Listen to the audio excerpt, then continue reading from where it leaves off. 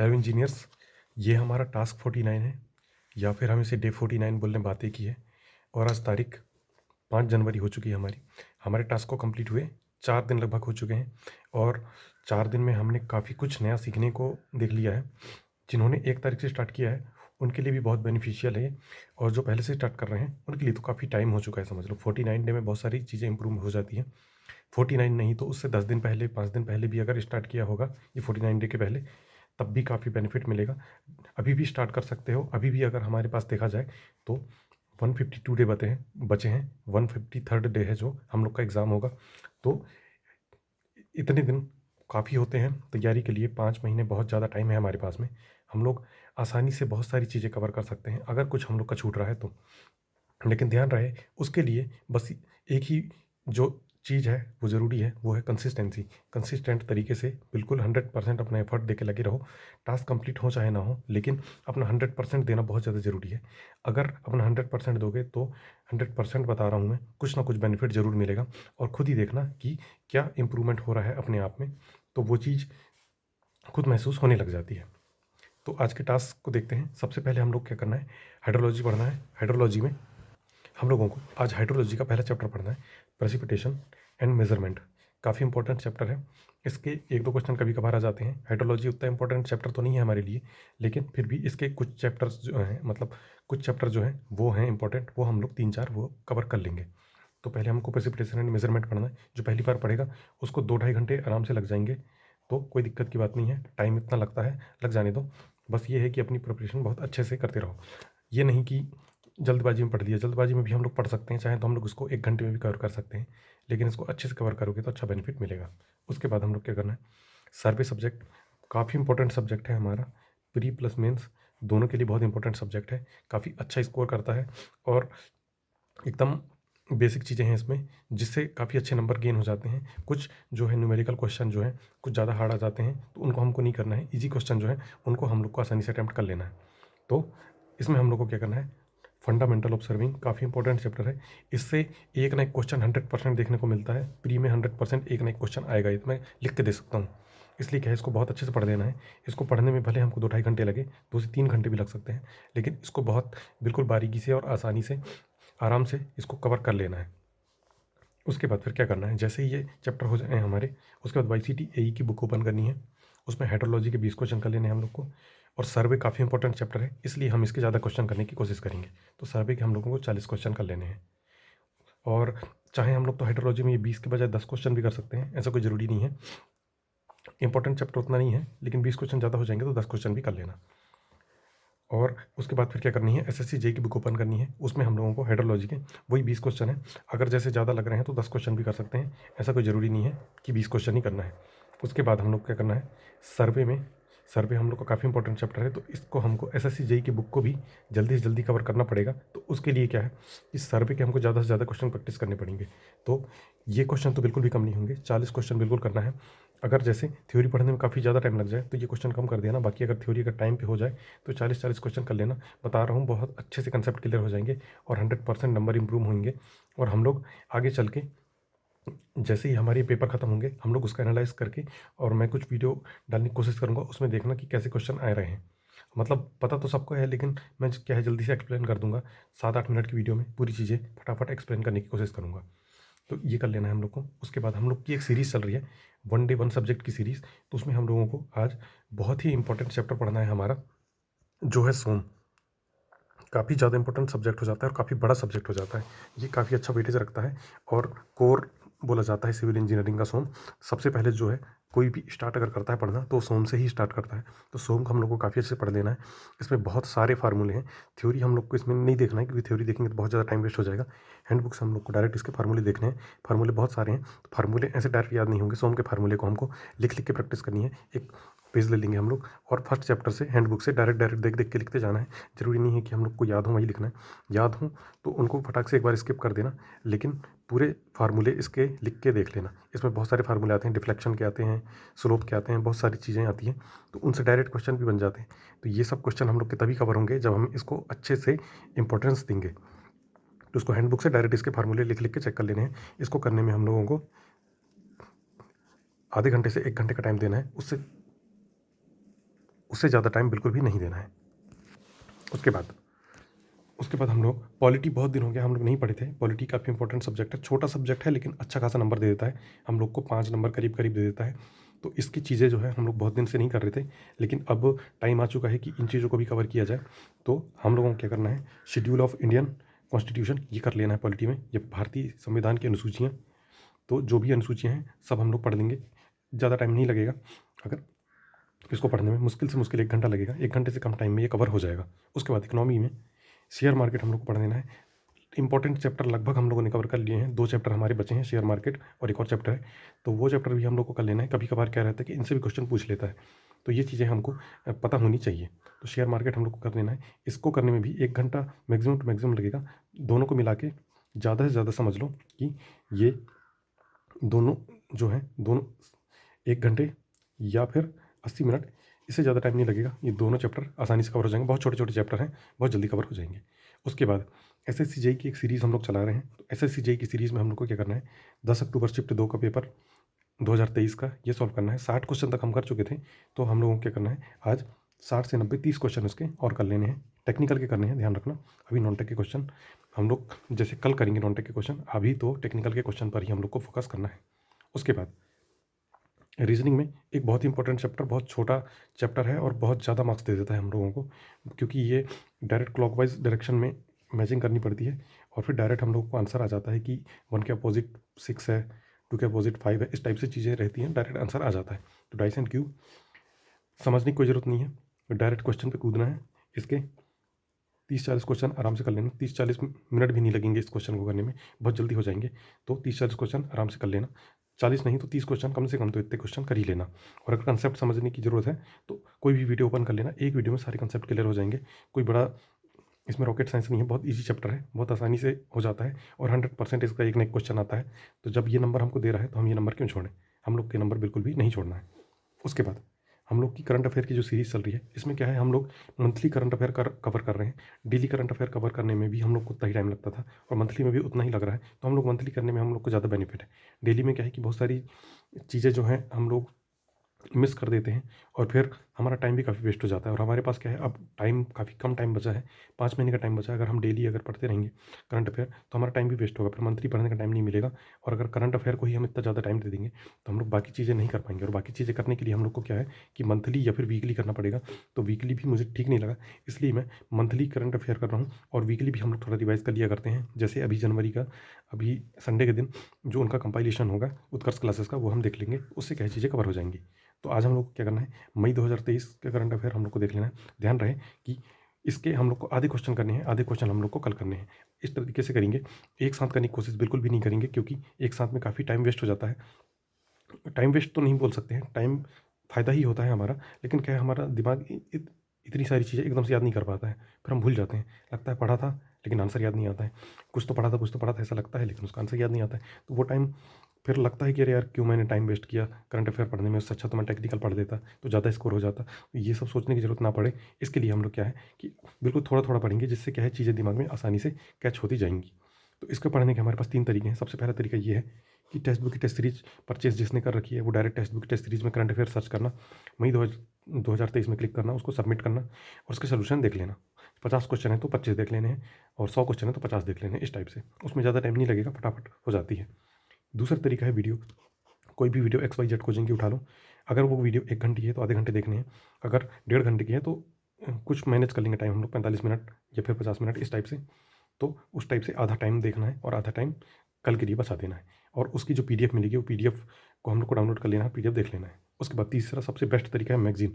अगर मैगज़ीन हो तो क्या ही बात है, मैगज़ीन में क्या है कि उसमें ज़्यादा पेजेस नहीं रहेंगे, कम पेजेस में कवर हो जाएगा। जैसे कि मान लो कि मई 2023 का है तो ये 6 पेज में कवर हो गया, तो 6 पेज में क्या है, हम लोग को 3 पेज आज पढ़ लेना है, 3 पेज कल पढ़ लेंगे। तो क्या है कि जो हमारे पास फिजिकल कॉपी रहती है तो उसको पढ़ने में हमको टाइम नहीं लगता है, जल्दी से जल्दी चीज़ें कवर हो जाती हैं, तो उससे हमको बहुत ज़्यादा बेनिफिट मिल जाता है। इसलिए क्या है, अगर मैगज़ीन है तो बहुत अच्छी बात है, ये बिल्कुल आसानी से कवर हो जाएगी। और मैगज़ीन उत्कर्ष की लेना, वो अच्छी मैगज़ीन है, स्पीडी भी ले सकते हैं।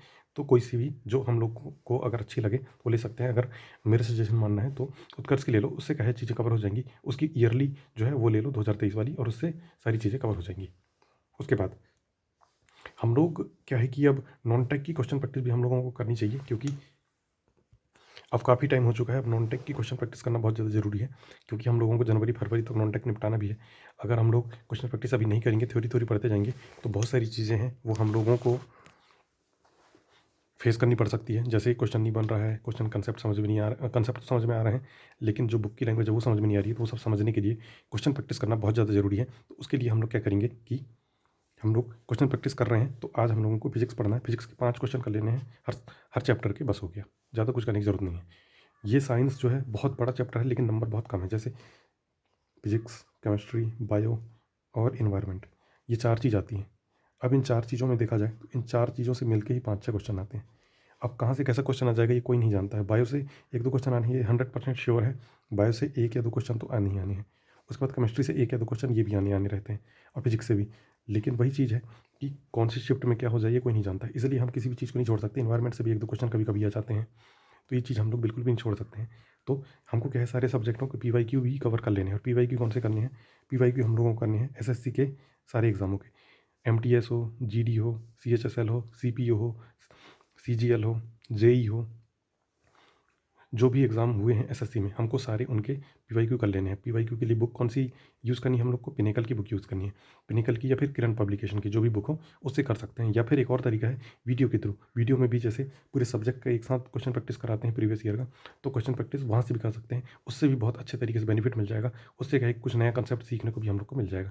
तो जिसको जैसा सूटेबल लगे वैसा कर सकता है, लेकिन करना ज़रूर है, करने की कोशिश ज़रूर करना 100%। तो ये आज के टास्क हैं। इन टास्कों को करने की कोशिश, वही मैं अभी फिर से बोल रहा हूँ कि 100% कवर करने की कोशिश करना। 60%, 70%, 50% जितना हो जाए उतना ठीक है। बाकी अगर कुछ छूट भी जाता है तो हम लोग जब नया फेज़ स्टार्ट होगा, या फिर अभी संडे के दिन हम लोग रिवाइज़ करेंगे, तो उसमें कवर कर लेना। नया फेज़ स्टार्ट होगा तो उसमें चीज़ें रिवाइज़ हो जाएंगी, कोई दिक्कत की बात नहीं है। 100% कोशिश करो, जितना हो सके अपने से उतना ज़ोर लगा दो।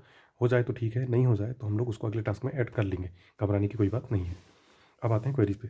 तो क्वेरीज, सबसे पहली क्वेरी ये है, कॉलेज स्टूडेंट कैसे करें स्टार्ट? देखो, कॉलेज स्टूडेंट को स्टार्ट करने का सबसे सही टाइम रहता है थर्ड ईयर।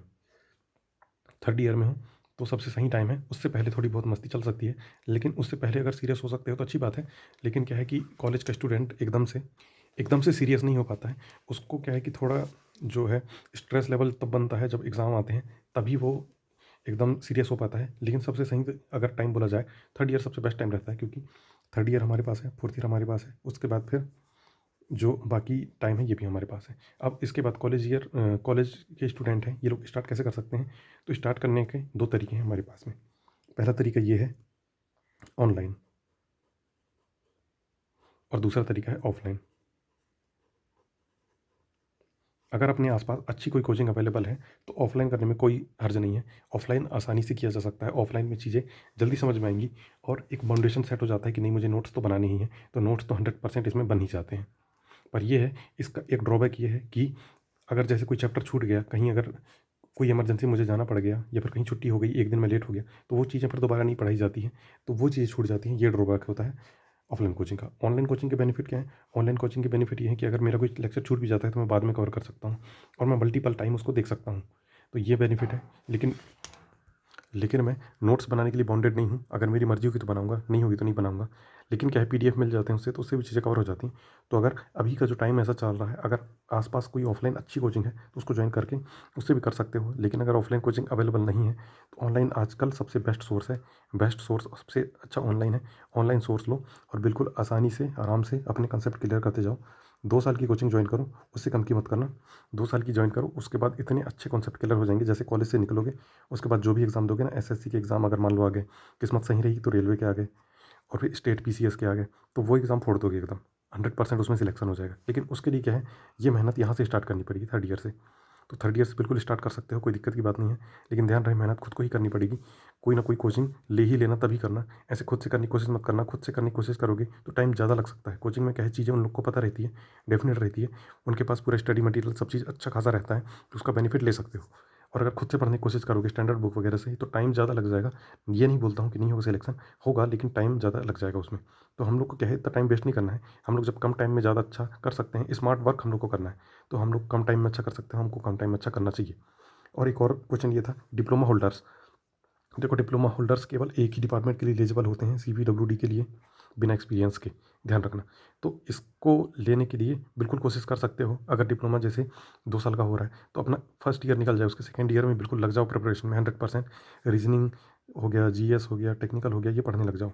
और ये सब पढ़ने का यही तरीका है, खुद से पढ़ोगे तो नहीं पढ़ पाओगे। कोई एक ऑनलाइन कोचिंग या ऑफलाइन कोचिंग जो आसपास हो वो ज्वाइन कर लेना, उससे भी हो जाएगा। ऐसे मैंने बहुत सारे लोग देखे हैं जो एकदम डिप्लोमा करके डायरेक्ट लग जाते हैं। सीपीडब्ल्यूडी में बहुत सारे लोग डायरेक्ट लगे हुए हैं, और जो जेई की पोस्ट है उसमें भी डायरेक्ट लगे हुए हैं, बहुत अच्छा कर रहे हैं वो, कम एज में लग जाते हैं, फिर उनके प्रमोशन के चांसेस बहुत ज़्यादा होते हैं। अब सोच लो खुद ही कि कोई जो है डिप्लोमा होल्डर 20 साल 19 साल इस एज में लग गया, तो 25-26 साल की एज तक वो एई जो है के लिए एलिजिबल हो जाता है। उसके बाद 27 साल करीब तक वो तो एई बन ही जाता है, और यहाँ पे 27 साल में हम खुद एई के एग्ज़ाम दे रहे हैं, तो एक तरीके से वहाँ से भी वो एई के एग्ज़ाम उसमें आ जाता है पोस्ट पे, और यहाँ पे प्रिपरेशन करने के बाद भी आ रहे हैं एई के पोस्ट में। तो अगर जितनी जल्दी प्रिपरेशन स्टार्ट कर दोगे उतना ज़्यादा अच्छा है अपने लिए। तो ध्यान रहे, जो डिप्लोमा वाले हैं वो भी उनका फाइनल ईयर के 1 साल पहले से स्टार्ट कर सकते हैं, और जो कॉलेज वाले हैं, जो डिग्री होल्डर हैं, वो थर्ड ईयर से स्टार्ट कर दो।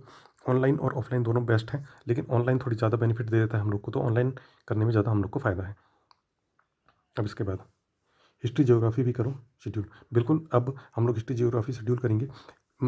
हिस्ट्री जो है मैं इसलिए शेड्यूल नहीं कर रहा था क्योंकि इकोनॉमी हम लोग पढ़ रहे थे, इकोनॉमी के 2 ही चैप्टर बचे हैं। जैसे इकोनॉमी खत्म हो जाएगी उसके बाद हम लोग डायरेक्ट हिस्ट्री चालू कर देंगे, और हिस्ट्री में हम लोग बहुत ही बेस्ट तरीके से पढ़ेंगे। मैं बता रहा हूँ 100% मैं गारंटी दे रहा हूँ कि एक भी क्वेश्चन हमारे हिस्ट्री के बाहर नहीं जाएगा। हिस्ट्री बहुत अच्छे से पढ़ना है हम लोग को, और अपन को पता है कि कहाँ से क्वेश्चन आते हैं, तो बस हम लोग उस पोर्शन पर ज़्यादा फोकस करेंगे और बाकी पोर्शन भी पढ़ेंगे। और 100% मैं बता रहा हूँ 5 क्वेश्चन आ रहे हैं तो 4 क्वेश्चन तो मैं 100% अपने नोट से दिखा दूंगा कि यहाँ से आ रहे हैं। बस ये है कि मेरे साथ लगे रहो और जुड़े रहो। अगर किसी कोचिंग से इंगेज हो, मैं अभी फिर से बोल रहा हूँ, कोचिंग से इंगेज हो तो कोचिंग को मत छोड़ना, कोचिंग की चीज़ें करो, लेकिन जो क्वेश्चन प्रैक्टिस मैं बोलता हूँ वो मेरे साथ करो। इतने अच्छे नंबर आएंगे ना, दोनों का जो कॉम्बिनेशन बनेगा, दोनों का कॉम्बिनेशन बनेगा, इतने अच्छे नंबर आएंगे जितने सोचे भी नहीं होगा। 170 180 भी ला सकते हो, क्योंकि कोचिंग में इतना अच्छा कंटेंट मिल रहा है अपने को, और क्वेश्चन प्रैक्टिस मैं करा रहा हूँ साथ में, तो उससे बेनिफिट ही मिलेगा, बहुत ज़्यादा बेनिफिट मिलेगा। तो कोचिंग से इंगेज हो तो उससे फ़ायदा है। अगर खुद से कर रहे हो, बहुत बार रिवीजन कर चुके हैं, तब तो काफ़ी फ़ायदा है ही। और खुद से अगर शेड्यूल कर सकते हो चीज़ें तो खुद से भी कर सकते हो, ऐसा नहीं है कि मेरे पे डिपेंड रहो। खुद से अगर अच्छी चीज़ें कर सकते हो और खुद से लगता है कि नहीं मैं और अच्छा कर सकता हूँ, तो खुद से करो, उससे भी बेनिफिट मिलेगा। बाकी क्वेश्चन प्रैक्टिस के लिए ये वीडियो देख लेना कि इस टाइप की चीज़ें करनी हम लोगों को। और टेक्निकल नॉन टेक की चीज़ें कोई नहीं बताता है, ये चीज़ ध्यान रखना, क्योंकि नॉन टेक पे कोई फोकस नहीं करता है। सोचते हैं 50 नंबर के हैं हम लोग लास्ट टाइम पे पढ़ लेंगे 15 दिन 20 दिन, तो हमारे तो 10-11 नंबर आ ही जाएंगे। भाई 10-11 नंबर तो बिना पढ़े भी आ रहे हैं ना, उससे कोई फ़ायदा नहीं मिल रहा है। नॉन टेक हम लोग को अभी से कवर करना पड़ेगा, और नॉन टेक से हमको बहुत ज़्यादा बेनिफिट मिल रहा है। मैं बता तो रहा हूँ ना, यूपीपीसीएस के लिए हम लोग एलिजिबल हो रहे हैं, मतलब उसके लिए भी नॉन टेक कवर हो रहा है हमारा, रेलवे के लिए भी कवर हो रहा है, एसएससी के लिए भी कवर हो रहा है, राजस्थान जेई के लिए भी कवर हो रहा है, राजस्थान ए के लिए भी कवर हो रहा है, एमपीपीएससी ए के लिए भी कवर हो रहा है, हर एग्ज़ाम के लिए कवर हो रहा है जीएस। इसलिए क्या है, जीएस बिल्कुल भी हल्के में नहीं ले सकते हैं, नहीं तो वो हमको लटका के रख देगा, फिर कोई मतलब नहीं निकलेगा, ये चीज़ ध्यान रखना।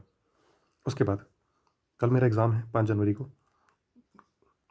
ये मतलब वीडियो रात में डाल रहा हूँ, तो इसमें कल के शेड्यूल हैं, तो मैं खुद टास्क कंप्लीट नहीं कर पाऊँगा, कुछ टास्क मेरे छूट जाएंगे, तो वो टास्क भी मेरे जैसे छूट रहे हैं तो मैं संडे कवर करने की कोशिश करूँगा। मैं नहीं चाहता कि मेरी वजह से किसी का नुकसान हो, इसलिए मैंने ये टास्क ऐड कर दिए हैं कि जो मेरे साथ के हैं वो तो कम से कम इस टास्क को कंप्लीट कर लें, क्योंकि जो एग्ज़ाम सेंटर है यहाँ से, मेरे यहाँ से 200 किलोमीटर दूर है, तो वहाँ मुझे जाना है, उसके बाद आना है, तो उसमें मेरा समझ लो दिन का काफ़ी टाइम चला जाएगा, मुझे शाम हो जाएगी आते जाते। तो मेरे जो टास्क हैं वो 100% तो कवर नहीं हो पाएंगे, 100% में 40 या 50% से भी कम हो सकते हैं, लेकिन यही है कि कंसिस्टेंसी बिल्कुल नहीं छोड़नी है। उसके बाद भी मैं कर रहा हूँ, तो सोचो जब मैं भी कर रहा हूँ, साथ दे रहा हूँ, तो खुद भी करो। 100% हम लोग का रिजल्ट आएगा, और 100% हम लोग का सिलेक्शन होगा एसएससी जेई में, 100% हम लोग का सिलेक्शन होगा। उसके बाद मोटिवेशन यही है कि बिल्कुल जो ये 4 जून मुझे दिख रहा है, इस 4 जून में मुझे ऐसा करना है कि बिल्कुल मेरे 100% पेपर देने, सबसे अच्छा पेपर जो हो वो मेरा पेपर जाए, और मुझे पेपर देके ऐसा लगना चाहिए कि एकदम अब सीधे मेंस की प्रिपरेशन करनी है। ये ना सोचना पड़े कि नहीं अभी क्या होगा क्या नहीं होगा। मैं ये अपने टर्म में बता रहा हूँ सबके लिए, सबको ऐसा लगना चाहिए कि हमारा पेपर सबसे अच्छा गया है, और सीधे हम लोगों को अब ये नहीं देखना है कि हमारे नंबर कितने आ रहे हैं। ऐसा पेपर जाना चाहिए क्वेश्चन लगा कि हाँ एकदम बिल्कुल 100% सिलेक्शन हो जाएगा, और सीधे दूसरे दिन से ही हम लोग मेंस की प्रिपरेशन में लग जाएंगे, क्योंकि मेंस के लिए फिर 45 डे ही मिलेंगे, 45 डे के बाद मेंस हो जाएगा। तो ये डेट एकदम एग्जैक्टली फिक्स रहती हैं चीज़ें। तो ये चीज़ को समझो, ये चीज़ अभी वो बता नहीं रहे हैं, बाद में एकदम से कह देंगे नहीं मेंस की डेट ये है, तो कैसे कर लोगे तैयारी, फिर फंस जाओगे। तो वो फंसने वाली चीज़ हम लोग को बिल्कुल भी नहीं करनी है।